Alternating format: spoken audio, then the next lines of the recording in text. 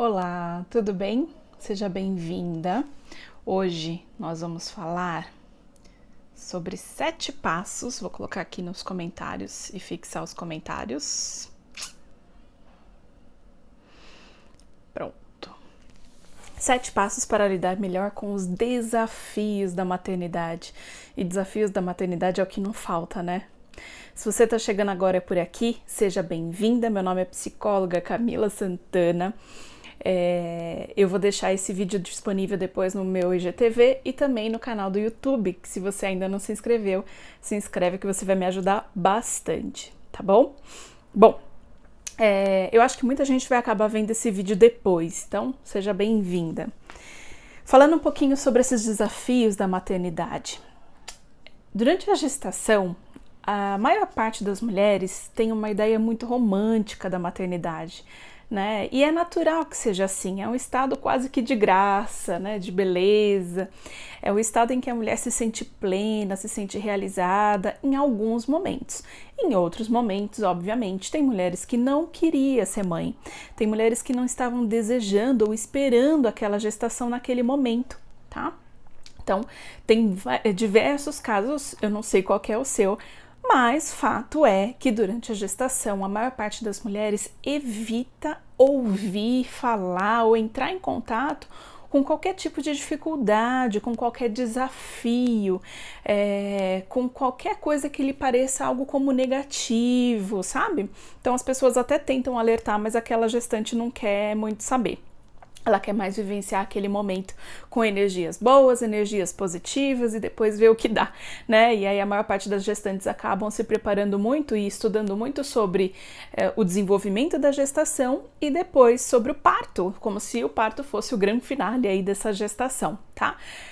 Alguns cursos preparatórios para gestantes explicam, sei lá, como dar um banho, como trocar uma fralda, um pouquinho sobre a amamentação e só. São pouquíssimos os cursos preparatórios que falam sobre o emocional da mãe, né? E cá entre nós, se você já é mãe, você sabe que trocar fralda e dar banho é o de menos, né?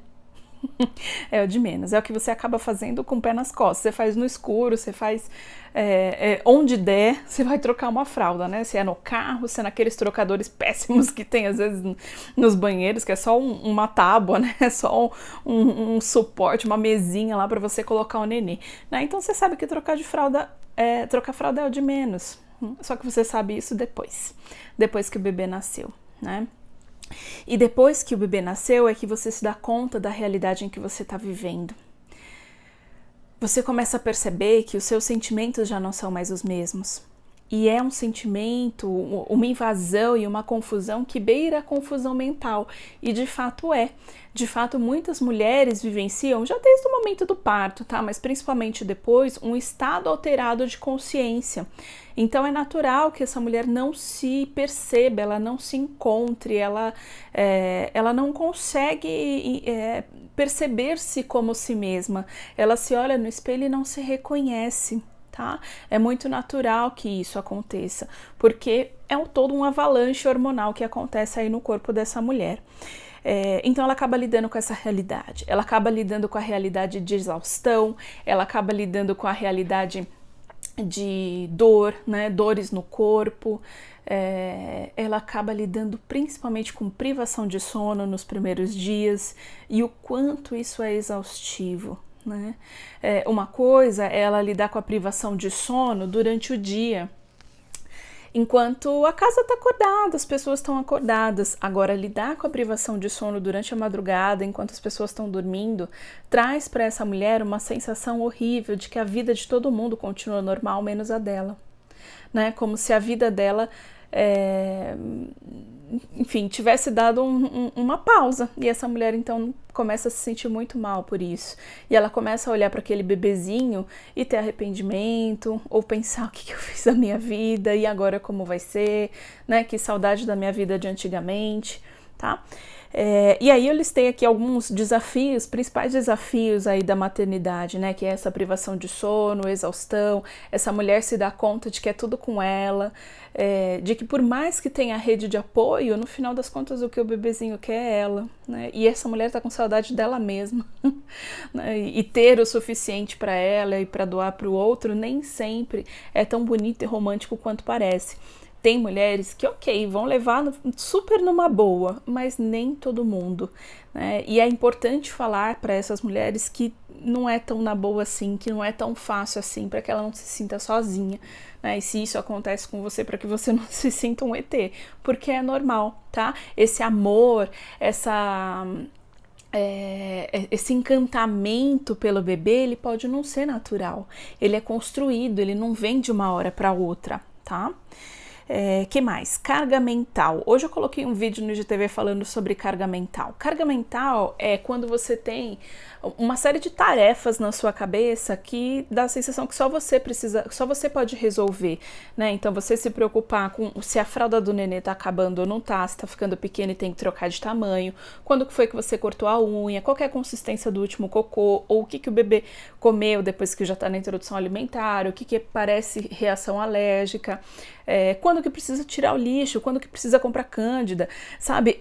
Todas esses micropensamentos, essas microtarefinhas que vêm e que acabam enchendo a cabeça da mulher e ela se sente responsável por uma série de tarefas que na verdade não necessariamente precisava ser só dela. Tá? E a gente vai falar um pouquinho sobre isso depois, a hora que eu começar a falar sobre as dicas de como lidar aí com esses principais desafios. E por falar em carga mental, né, muitas mulheres se queixam de falta de companheirismo. Ela vive lá num casamento que estava até legal, tanto que decidiram ter filho, mas de repente esse parceiro começa a ficar estranho, distante, né? Ela esperava que o parceiro agisse de alguma forma e que ele não está agindo, o diálogo começa a se tornar cada vez mais raro, cada vez mais difícil. Tá? Então, essa falta de companheirismo é muito comum, muito comum. Na real, essa mulher, ela acaba lidando com a diferença, né, entre expectativa e realidade, de quem ela acreditava que aquele homem seria como pai, de um ideal que ela acreditava para ele como um pai e de quem ele realmente dá conta de ser. Tá? Então esse choque, essa diferença é grande. E aí, conforme a criança vai crescendo, até por volta de, sei lá, 1 ano, 1 ano e meio, 2 anos, a criança começa a se comportar de uma forma que para o adulto é muito desafiador. Essa criança, ela começa a se comportar de fato tentando entrar em contato com as emoções dela sem saber direito o que ela está sentindo ou o que ela faz com aquilo, né? E ao se dar conta de tudo isso, a criança faz o que muita gente chama de birra. E eu gosto de colocar sempre entre aspas essa questão da birra, porque eu prefiro chamar de um comportamento desafiador, porque é desafiador para o adulto. Tá? Então a gente tem aí esse cenário, né, em que muitas mães se encontram, de completa exaustão, carga mental, excesso de tarefa, falta de companheirismo, dificuldade no diálogo, de comportamento desafiador da criança que essa mãe não sabe o que fazer, tá? Isso independente de estar num contexto de pandemia ou não. Isso é natural para todas as famílias, tá? E agora eu vou dar aqui para vocês, então, 7 dicas de como lidar melhor com todos esses desafios, tá? Camila, isso vai ser um passo a passo que eu vou seguir, minha vida vai ser maravilhosa? Gente, óbvio que não. Mas são dicas que sim podem tornar a sua maternidade mais leve e consciente, tá bom? Então, anota aí, primeira dica: não se compare com outra mulher. Não se compare, tá? Eu vejo muitas mães, né, seja nos meus atendimentos clínicos ou em grupos de mães, ou se comparando com um artista, ou se comparando com alguma amiga que já não vê mais há algum tempo e que não tem tanta intimidade, tá? E, no geral, o que essas mulheres postam nas redes sociais são elas maquiadas, unha feita, o bebezinho impecável, ou é foto de mêsversário, né? Ou é foto quando o bebezinho tá tudo ok e essa mulher já toda arrumada. E a mulher, então, passa a comparar a realidade dela, ela de coque, né? Sei lá, 3, 4 dias sem lavar o cabelo, unha que nunca mais foi feita, aquele bebê que não dorme de jeito nenhum, que só chora, só quer peito, só quer colo, ela acaba comparando a realidade dela com uma foto que ela viu na internet de alguém que ela nem conhece, nem tem tanta intimidade assim, tá? E isso é cruel. Isso é muito cruel com ela mesma. E se você faz isso, isso é muito cruel com você mesma. A gente não pode comparar o palco do outro com os nossos bastidores, né? Você não sabe o que aquela mulher passou até tirar aquela foto. Você não sabe quantas pessoas estão ajudando essa mulher, qual é a rede de apoio que ela tem hoje. Se você não sabe nada disso, se comparar é muito injusto com você. A única comparação justa é de você com você mesma. E principalmente de você hoje, se você for comparar, sei lá, com a primeira semana, o primeiro mês de vida do bebê.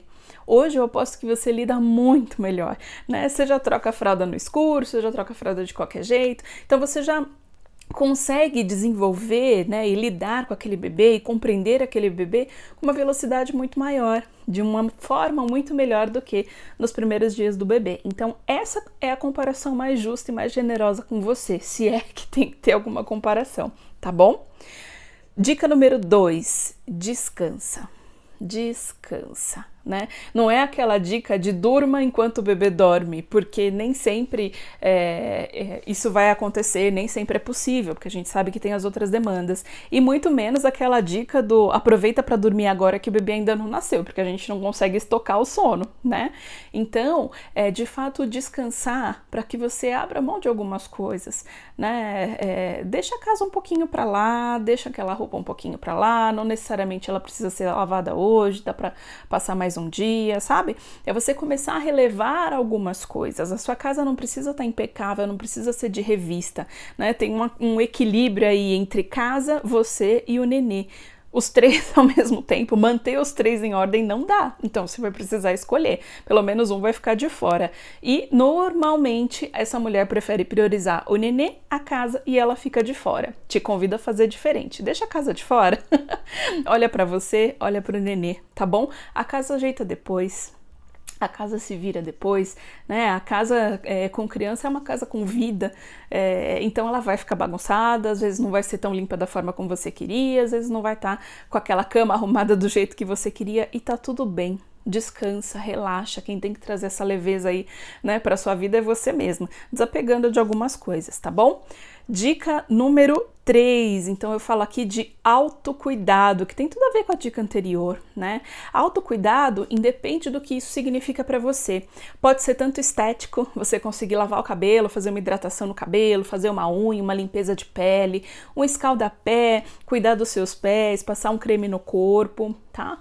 Pode ser, por exemplo, de amizade, bater um papo com aquela amiga que você já não bate há muito tempo. E hoje em dia telefonema é quase uma declaração de amor, né? Então telefona para aquela amiga que você já não fala faz tempo. Isso é um autocuidado. Ouvir uma música que você gosta, ter um tempo em silêncio, de repente cuidar da sua espiritualidade.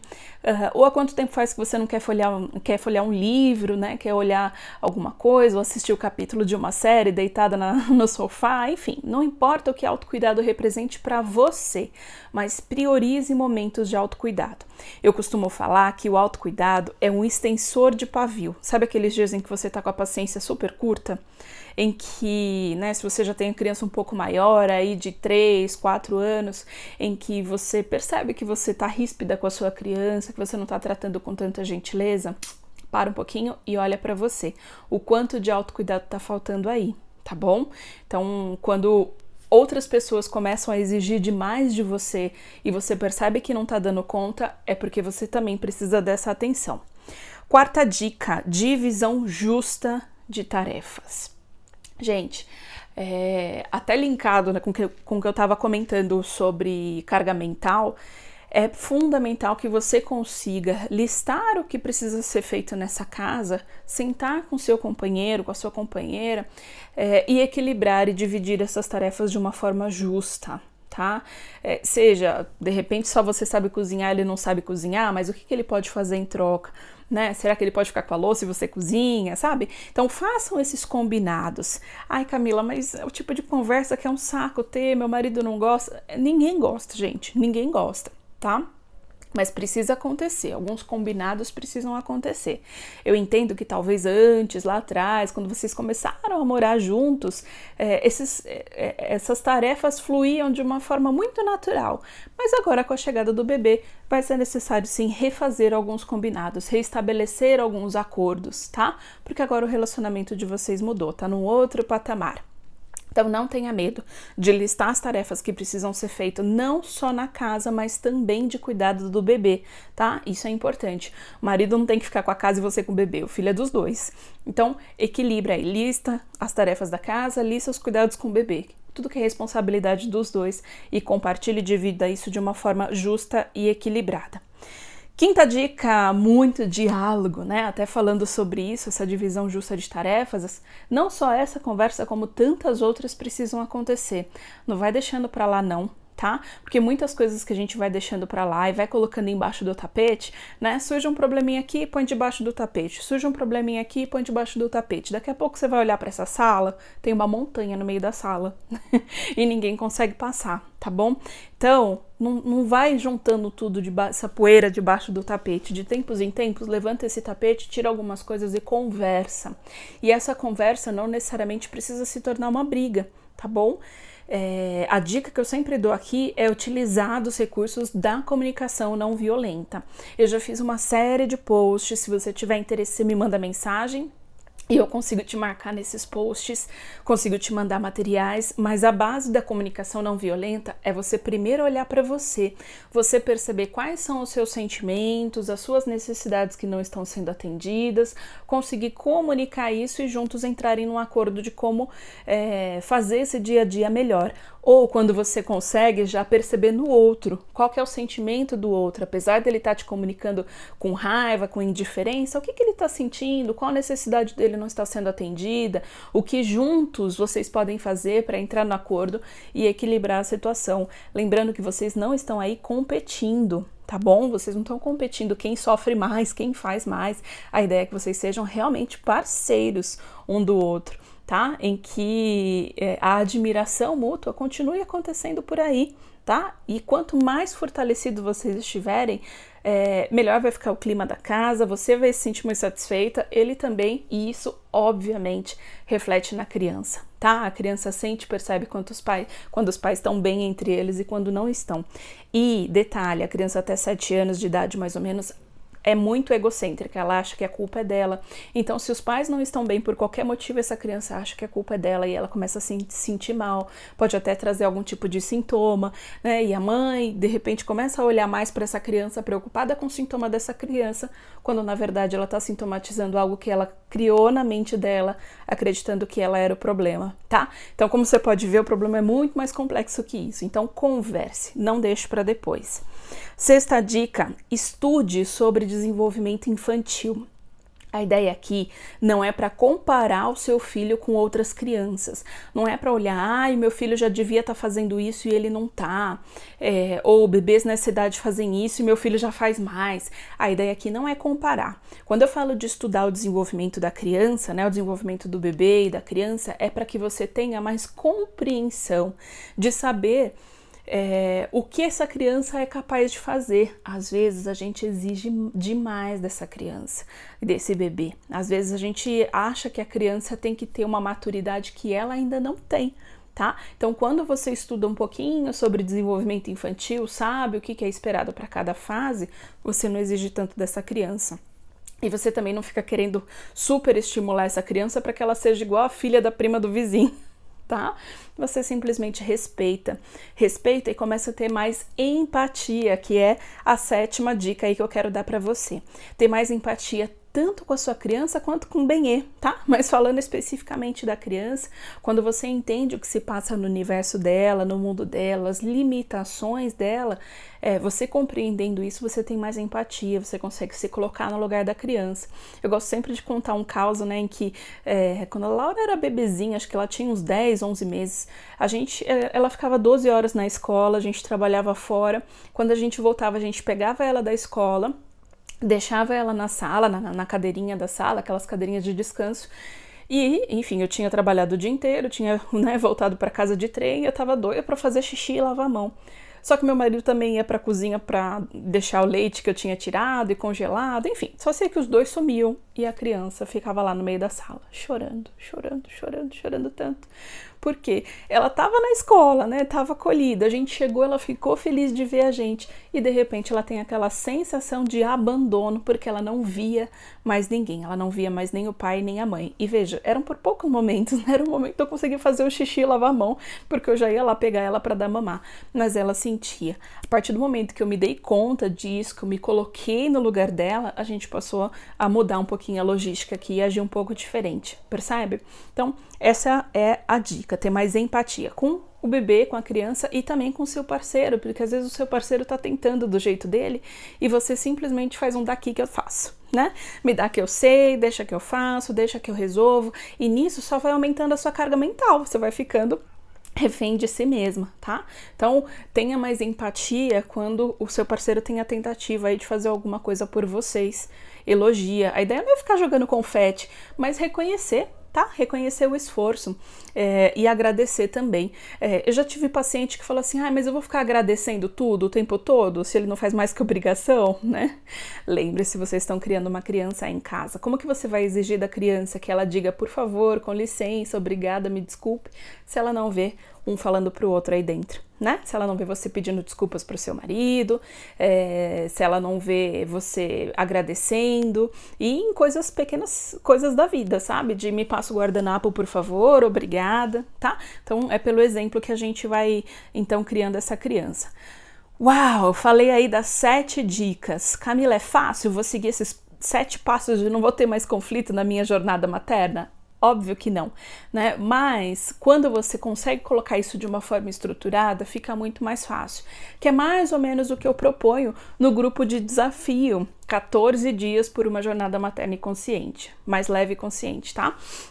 Em que na primeira semana eu coloco as dicas muito parecidas com essas que eu dei, tá? Entre tantas outras, que é voltado para você, para que você consiga se olhar, se perceber. E na segunda semana eu começo a voltar mais os desafios, as tarefas com relação ao desenvolvimento infantil, como você consegue se aproximar mais dessa criança, ter mais paciência para brincar, entender por que castigo não funciona, né? E por que aquele tal do cantinho da calma também não funciona. Tá, então eu começo a trazer dicas aí de disciplina positiva, de criação com apego, que ajuda muito, são muitas ferramentas aí que vão te ajudar no dia a dia. A 6ª turma vai começar no dia 5 de outubro, então são os últimos dias para você fazer a inscrição. Se você assistiu até aqui e tem interesse em fazer a inscrição, eu te dou um desconto especial. Entre em contato comigo, me manda mensagem, fala que você assistiu a live aí até ao fim, que eu vou te dar esse descontinho especial, tá bom? Outras formas que eu tenho de ajudar, psicoterapia em grupo. Gente, vocês não têm noção do movimento que é isso, né?